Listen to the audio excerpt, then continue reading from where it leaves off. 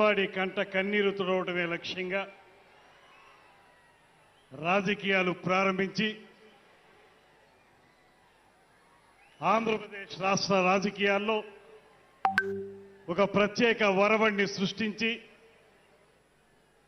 రాజకీయాలనేవి నాయకుల అధికారం కోసం కాదు, సామాన్య ప్రజానీకాన్ని అందలం మీద కూర్చోపెట్టాలనేటువంటి ఆలోచనకి స్ఫూర్తినిచ్చి రమారమి 11 సంవత్సరాల పాటు అవిశ్రాంతంగా రాజకీయ పోరాటం చేసి ఈ రాష్ట్రంలో ఒక కూటమి ప్రభుత్వం ఏర్పడడానికి, కూటమికి రూపకల్పన జరగడానికి కీలకమైన వ్యక్తిగా కేవలం యావత్ ఆంధ్రదేశంలో మాత్రమే కాదు, ప్రపంచ రాజకీయ చరిత్రలోనే తనకంటూ ఒక ప్రత్యేకమైనటువంటి ముద్ర ఏర్పరచుకున్నటువంటి పెద్దలు, మనందరి నాయకులు, జనసేన పార్టీ అధ్యక్షులు, ఇవాళ ఈ రాష్ట్ర ఉప ముఖ్యమంత్రి, రాజకీయాలకి కొత్త నిర్వచనం చెప్పినటువంటి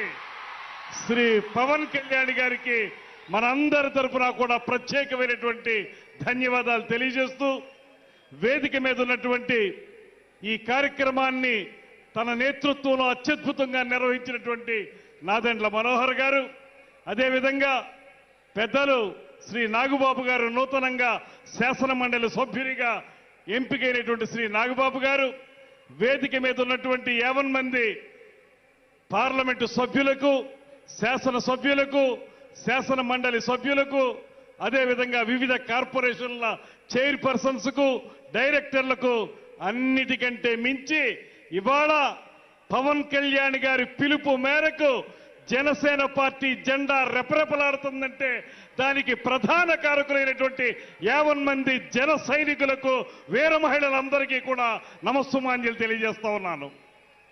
Rome was not built in a day. ఒక మహానగరం ఎప్పుడూ కూడా రాత్రికి రాత్రే నిర్మించబడదు. ఖచ్చితంగా దాన్ని నిర్మించడానికి ఎంతో సమయస్ఫూర్తి ఉండాలి, అంకిత భావం ఉండాలి, పూర్తి స్థాయిలో సమయోచిత నిర్ణయాలు ఉండాలి. ఇవాళ నేను గమనించినటువంటి, నేను పరిశీలించినటువంటి పవన్ కళ్యాణ్ గారిలో తొలి నుంచి ఉన్నటువంటి ఆలోచనలు, అంకిత భావం, ఎలాంటి పరిస్థితుల్లో కూడా ఎత్తిన జెండాని కిందకి దించకూడదనేటువంటి నిఖార్సైనటువంటి రాజకీయ వాదం, సమయోచిత నిర్ణయాలు, దానికి మించి అలుపెరిగిన పోరాటాలు, ఇవే శ్రీ పవన్ కళ్యాణ్ గారిని రాష్ట్ర స్థాయిలో మాత్రమే కాకుండా జాతీయ స్థాయిలోనే ఒక అద్భుతమైనటువంటి నాయకునిగా నిలబెట్టినటువంటి లక్షణాలు అనేటువంటి మాటని ఈ సందర్భంగా నేను మనవి చేస్తున్నాను. 11 సంవత్సరాల పాటు నిర్విరామంగా సాగినటువంటి ఆయన ప్రయాణం ఏనాడు కూడా వెన్ను చూపనటువంటి వైనం. ఆ రోజు 2019లో మనందరం కూడా ఓడిపోతే, ఒకే ఒక్క సీట్ వస్తే కూడా మంగళగిరి ఆఫీసులో ఆయన చెప్పిన మాట నాకు ఇప్పటికీ కూడా చెవుల్లో గింగిరుమంటూనే ఉంటుంది. ఆయన ఒకే ఒక్క మాట చెప్పారు, ఓటమనేది నన్ను 1 గంట మాత్రమే బాధ పెట్టింది. ఆ తర్వాత నేను అనుకున్నాను, ఈ కంఠంలో ప్రాణం ఉన్నంత వరకు కూడా జనసేన పార్టీ జెండాని నిలబెట్టాలనేటువంటి మాటతోనే నేను ముందుకు వెళ్ళాలనేటువంటి మాట వారు చెప్పింది. అదే మాకు శిరోధార్యమైంది. ఇవాళ ఆయన మాట ప్రకారమే ఆయనతో కలిసి ప్రయాణం చేస్తా ఉన్నాం. ఇవాళ ఒక శాసనసభ్యుడిగా, ఈ రాష్ట్ర మంత్రిగా, అత్యంత కీలకమైనటువంటి శాఖలకి మంత్రిగా మీ ముందు నేను నిలబడగలిగానంటే దానికి కేవలం శ్రీ పవన్ కళ్యాణ్ గారు చూపించినటువంటి వాత్సల్యమే కారణం అనేటువంటి మాటని మీ అందరికీ స్పష్టంగా తెలియజేస్తా ఉన్నా. ఇవాళ అధికారంలోకి వచ్చిన తర్వాత మీ అందరికీ తెలియంది కాదు, అధికారంలోకి వచ్చిన తర్వాత విర్రవీగే ప్రభుత్వాన్ని మనం చూసాం. నోటికొచ్చినట్టు మాట్లాడేటువంటి దుర్మార్గుల్ని చూసాం. బూతులు తప్ప మరొకటి తెలియనటువంటి నాయకుల్ని చూసాం. ఇవాళ పవన్ కళ్యాణ్ గారిని చూడండి. ఆ రోజు ప్రతిపక్షంలో ఉన్నప్పుడు కూడా ఎప్పుడూ కూడా ఆయన మాట మేరలేదు. ఒకే ఒక్క మాట ఆయనకి చెప్పారు, రేపు అధికారం వచ్చిన తర్వాత మీ పరిస్థితి అవుతుందో గమనించుకోండి అనేటువంటి మాట మాత్రమే ఆయన చెప్పారు. ఇవాళ అధికారంలోకి వచ్చిన తర్వాత మీరు చూస్తా ఉన్నారు, కీలకమైన శాఖలు, పంచాయతీరాజ్ శాఖ కానీ, అటవీ శాఖ కానీ నీటిపారుదలకు సంబంధించినటువంటి జల్ జీవన్ మిషన్ కానీ ఇటువంటి అంశాలు ఉన్నటువంటి మంత్రిత్వ శాఖలో నిరంతరం కూడా వాటిని ఏ రకంగా ప్రజలకి చేరువుగా తీసుకురావాలి, ఏ రకంగా వాటి ద్వారా పేద ప్రజల కంట కన్నీరు తుడవాలనేటువంటి తపనతోటి నిరంతరం ఆలోచించేటువంటి వ్యక్తి శ్రీ పవన్ కళ్యాణ్ గారు. అందుకే వాళ్ళు ఎన్ని మోగినా కుక్కలు అరుస్తాయి, అరిచిన కుక్కల్ని మనం ఏం పట్టించుకోక్కర్లేదనేటువంటి మాటతోటి ఇవాళ ఆయన చేస్తున్నటువంటి కార్యక్రమాలు నేనొక్కటే మనవి చేస్తున్నాను. ఇంకా విర్రవీగుతున్నటువంటి వైసీపీ నాయకులకి ఒకే ఒక్క మాట చెబుతున్నాను, మీరు కార్పొరేటర్కి ఎక్కువ, ఎమ్మెల్యేకి తక్కువ అన్నారు.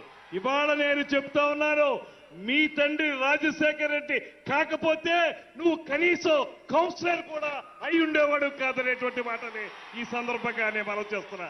ఆయనకున్నది ఏనాడు కూడా తన వెనకున్నటువంటి వ్యక్తుల గురించి ఆయన ఏనాడు రాజకీయాల్లో ముందుకు వెళ్ళలేదు. తన ముందున్నటువంటి ప్రజానీకాన్ని, తన వెంట నడుస్తున్నటువంటి జన సైనికుల్ని దృష్టిలో పెట్టుకునే ఆయన రాజకీయాన్ని నడిపారు. అందుకే ఇవాళ ప్రపంచ వ్యాప్తంగా ఒకే ఒక్క మాట చెప్తున్నారు, 100% స్ట్రైకింగ్ రేట్. నిలబెట్టిన 21 సీట్లు 21 సీట్లు నెగ్గటం, నిలబెట్టిన 2 ఎంపీ సీట్లు 2 నెగ్గడం అంటే రాష్ట్ర రాజకీయాల్లో కాదు, జాతీయ రాజకీయాల్లో కాదు, ప్రపంచ రాజకీయ చరిత్రలోనే ఈ రకమైన రికార్డు మరే పార్టీకి, మరే రాజకీయ విధానానికి లేదనేటువంటి మాటని ఇవాళ ముక్త కంఠంతో అందరూ చెప్తా ఉన్నారు.